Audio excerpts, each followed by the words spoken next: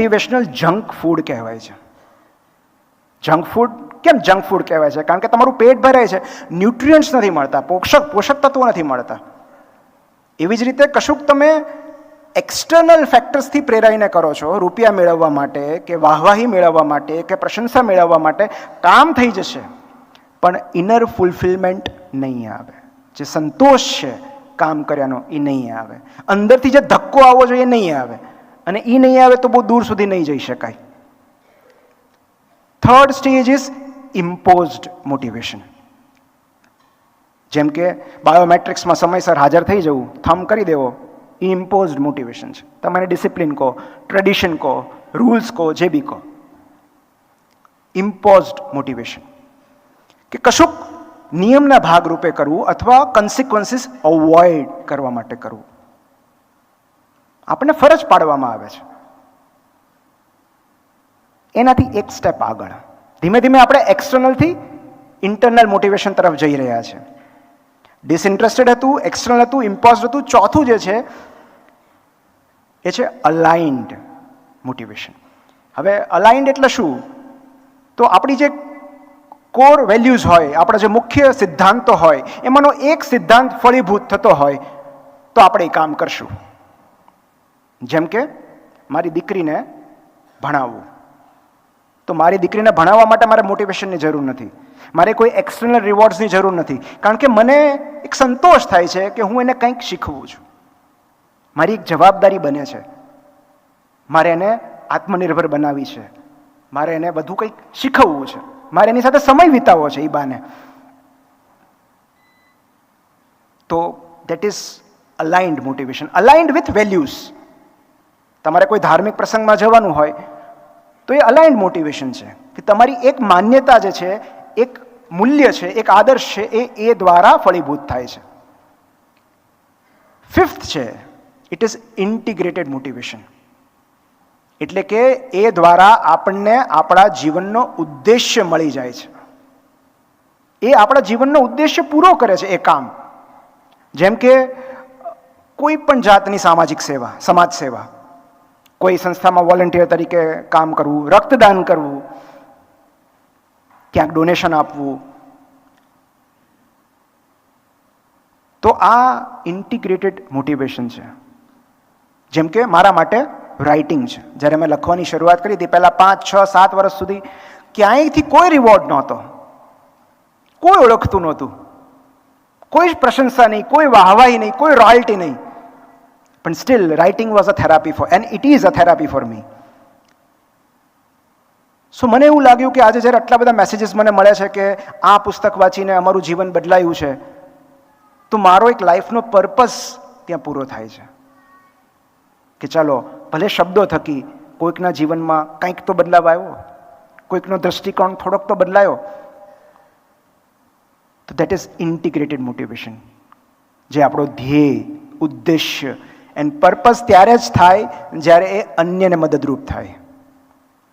માત્ર આપણને એ આપણા લાભ માટે હોય તો એ પર્પસ નથી. It is a dream.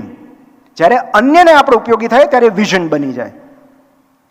And last is inherent motivation. મતલબ કે જે આપણને મોજ પડે છે, જેમાં આપણને પ્લેઝર મળે છે, એવી એક્ટિવિટી કરવામાં આપણને કોઈ મોટિવેશનની જરૂર નથી. આપણે કલાકો સુધી કામ કરી શકીએ. તમને ગમતું કોઈ સ્પોર્ટ રમવાનું હોય, મૂવી જોવાનું હોય, ગપ્પા મારવાના હોય, મજા આવે છે. સો એક્સટર્નલ મોટિવેશન છે એ સસ્ટેનેબલ પણ નથી અને ઇફેક્ટિવ પણ નથી. જે ટ્રુ મોટિવેશન છે it has to be internal fulfilment, જ્યાં આપણને એક સંતોષ મળે છે. And it is driven by values, passion and a sense of purpose. તો કઈ રીતે ઇન્ટ્રિન્સિક મોટિવેશન મેળવવું જોઈએ, કઈ રીતે ઉત્પન્ન ક્યાંથી કરવું? આ ખાસ કરીને એમ્પ્લોઈઝમાં કે આપણી પોતાની જાતમાં આ ઇન્ટરનલ મોટિવેશન ક્યાંથી મળે? આ તો ક્યાં શોધવા જવું? મોટિવેશનલ સ્પીકરની વાતો તો 10 મિનિટ અહીંથી બહાર નીકળશું એટલે ચાલી જશે, બાષ્પીભવન થઈ જશે. પણ એવું શું છે જેનાથી આપણે ઇન્ટરનલી મોટિવેટેડ રહીએ? તો જો 3 બેઝિક હ્યુમન નીડ્સ સંતોષાઈ જતી હોય તો ઇન્ટરનલ મોટિવેશન રહે છે, ટકે છે. અને 3 સાયકોલોજીકલ નીડ છે એ ઇઝ ફોર ઓટોનોમી. પસંદગી મળે, ચોઇસ મળે, થોડી સ્વતંત્રતા મળે, કામ કરવાની સ્વતંત્રતા. આપણને એવું લાગે કે we are in control of the situation. જેમ કે હું તમને એમ કહું કે આ કામ કરવાનું છે, તો એમાં તમારી કોઈ ઓટોનોમી નથી, તમારે કોઈ ડિસ્ક્રિશન પાવર નથી, તમારે કરવું જ પડે. પણ હું એમ કહું કે આમ આપણે કરીએ અને તમને આ ડેડલાઇન છે, તમને યોગ્ય લાગે એ રીતે તમે કરો, પણ આ સમય પહેલાં કરી આપજો. So then I am giving you a choice. Second is bonding or relatedness. B for bonding, એટલે કે વાતાવરણ. આપણી આસપાસ કેવા લોકો છે. જેમ કે આપણને ઘણા બધાને ખબર નહીં કોને કોને સ્કૂલે જવું ગમતું, મને તો બહુ જ ગમતું. તો ઘણીવાર સ્કૂલે જવું એટલા માટે ગમતું હોય કારણ કે આપણું બોન્ડિંગ હોય ત્યાં.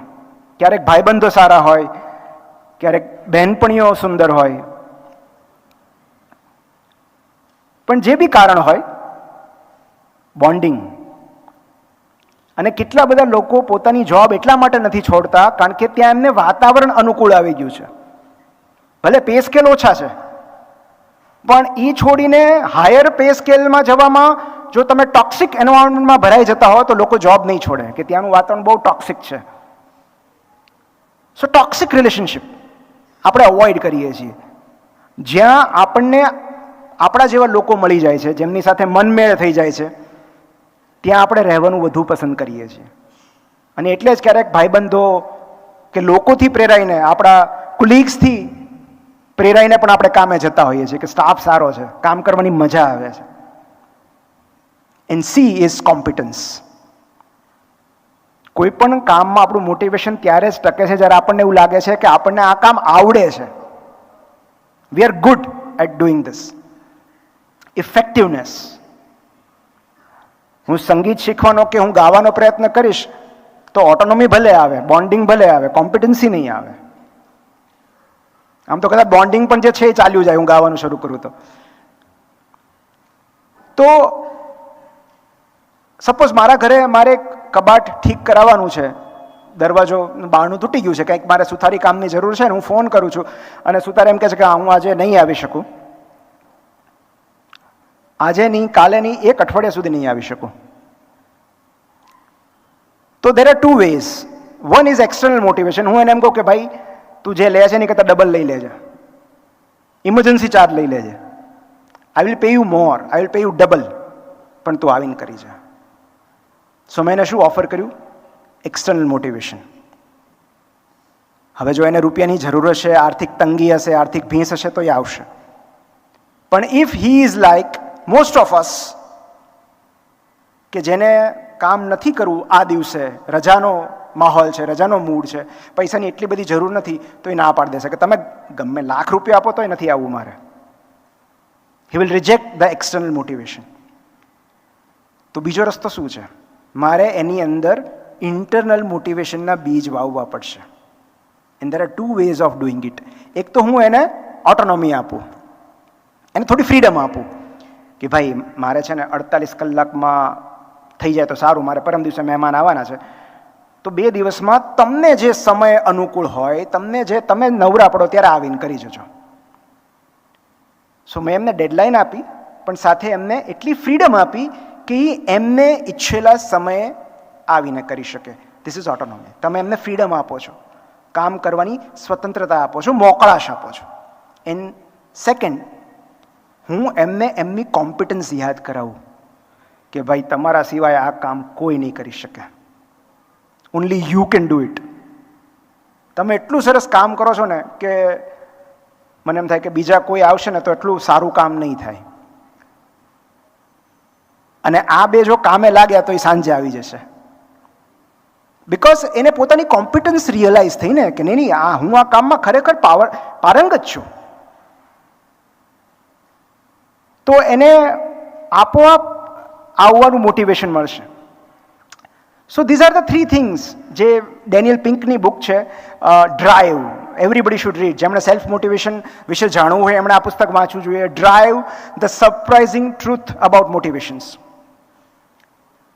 એમાં એમણે પણ આ 3 પ્રિન્સિપલ કીધા છે. પણ સૌથી મહત્વનું પરિબળ પ્રેરણા માટે એ છે કે સ્વ વિકાસની તક.